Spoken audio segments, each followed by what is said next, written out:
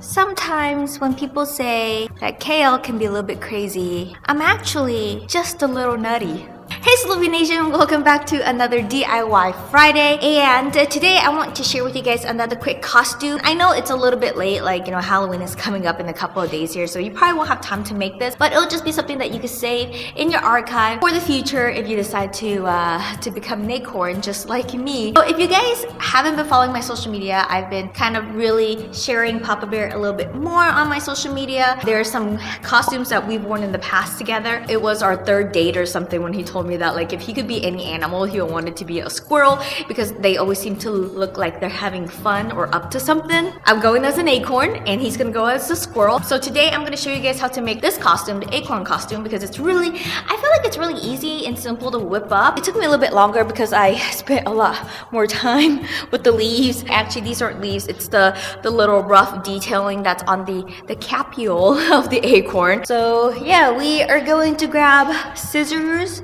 and stuff and make this costume. Okay, let's start with the cape, and you will need some brown fleece for this. I'm going to cut out 2 of my cape pattern, which I have uploaded if you want to use it or if you want to learn how to make your own that would fit your own custom size.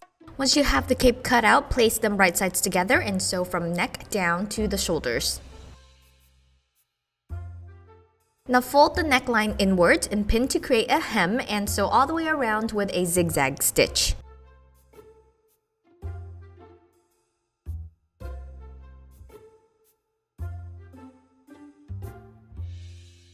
Next, this is totally optional. Fold the 1/2 inch hem at the bottom of the cape and sew. Time for the tedious part. You'll have to cut out a bunch of these little leaves out from the brown fleece. If you are lazy, you definitely could cut out bigger ones, but sometimes it's in the little details, you know?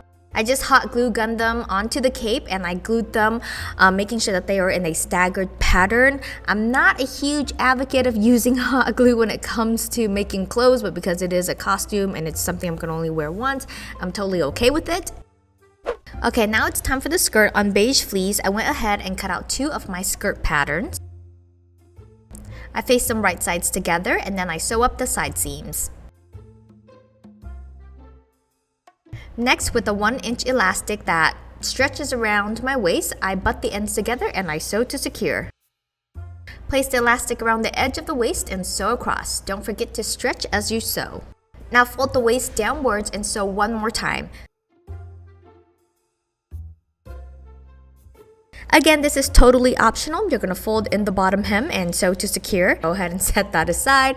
And we're just gonna go ahead and work on the last part of the costume, which is the hat. Okie dokie, take your brown fleece and fold it in half. Now fold it in half again, hamburger style. Here I am just marking out the radius of my hat, and if you don't want to do this, that's fine. You can totally just print out the pattern that I have uploaded and just use that instead of making these measurements out like I did. It's a lot easier, you know? Once I have it cut out, it will yield out a big circle that looks like this, and then with some embroidery floss and a needle, I went ahead and made a loose stitch going all the way around the circle. When the ends of the floss meet, I pull them together and I gather up the circle, and it should look like a little beret. Now you can pull it tight if you have a smaller head or looser if your head is a little bit bigger, but of course you gotta try it on to make sure if it fits snugly or not. Cut out a band of fleece that measures 2.5 inches wide by the measurement around your head. Now you're gonna fold that in half and sew the ends together. Now fold it again in half so that the seams are being folded towards each other to create a band. And now you're just going to attach the raw edge of the band to the opening of your hat. Use as many pins as you need for this because it's going to make sewing a lot easier. Also, just a quick note, it will be quite thick, so you'll have to really push it through your machine to help it out when you're sewing.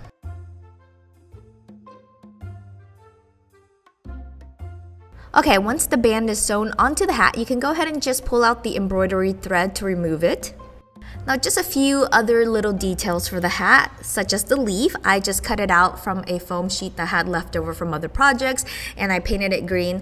Obvi, you can buy green foam sheets, but for me, why buy something extra just for a costume when I can just easily paint it and be done with it? And then for the stem, it kind of looks like an elongated trapezoid cut on fold. I have that pattern for you as well, so you could just use mine. And then I went ahead and I just sandwiched a piece of craft wire in between the stem with a hot glue.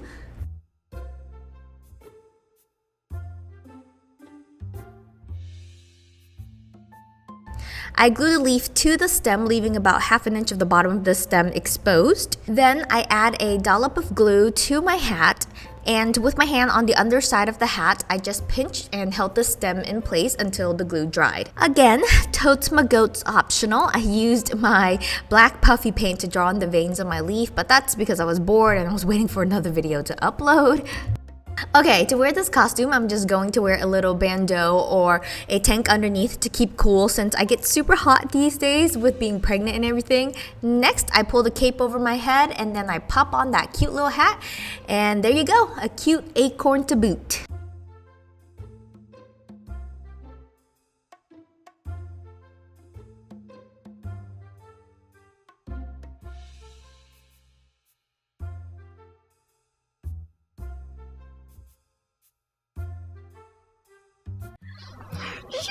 So what do you guys think of the DIY? You could also make this a high halter dress if you want to. I was just like, I don't want any more fleece on my body, so I decided just to make it a skirt and then wear a tank top underneath. Keep in mind that this isn't necessarily a pregnant costume. Like, you can obviously go as a regular acorn. You don't have to be a pregnant acorn. We just thought it was cuter with my little belly because it makes me all chubby and stuff. So I'm also finishing up Papa Bear's squirrel costume. But yeah, I'm really excited. I'm actually going to show you guys his costume really quick. This is like his little overalls here, and it's a little strappy. We didn't want to put him in a full fleece like jumpsuit. And then I still got to sew up the side panels. Instead of sewing it up, I'm going to put Velcro so that when he gets too hot, he can like open up some of the Velcros so that there's some ventilation going there. He was like, that was a huge request of his. I made the little belly part for the squirrel right here, but if you guys can see really closely, I sectioned it out to be pockets so that he can hold my phone, my chapsticks and stuff if I don't want to carry like a little purse. This Saturday we're going to the Natural History Museum in Houston. They're having like a little Halloween party.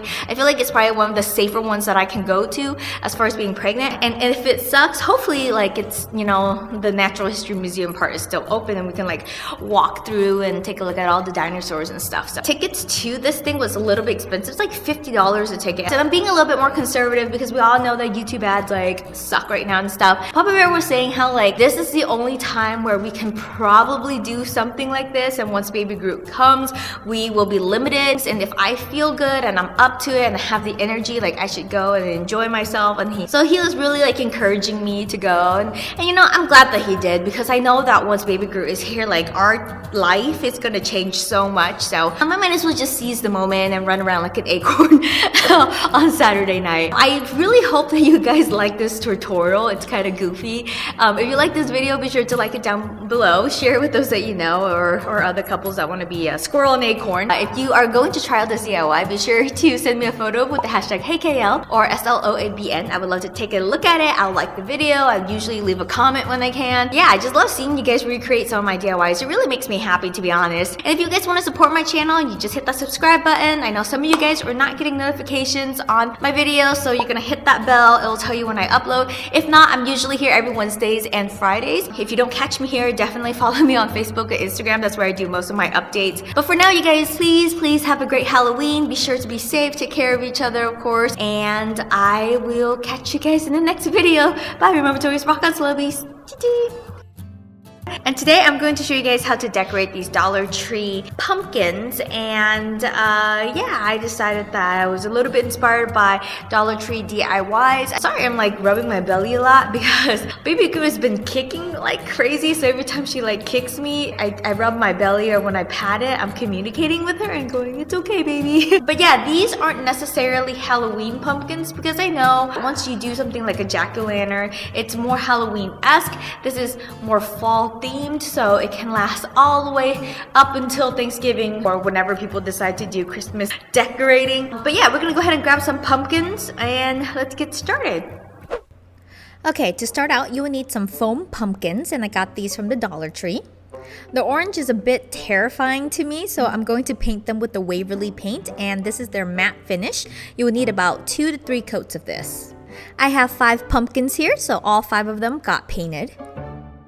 Okay, let's start out with the easiest one first, and what I'm going to do is use an X-Acto knife to cut out a circle at the top of the pumpkin.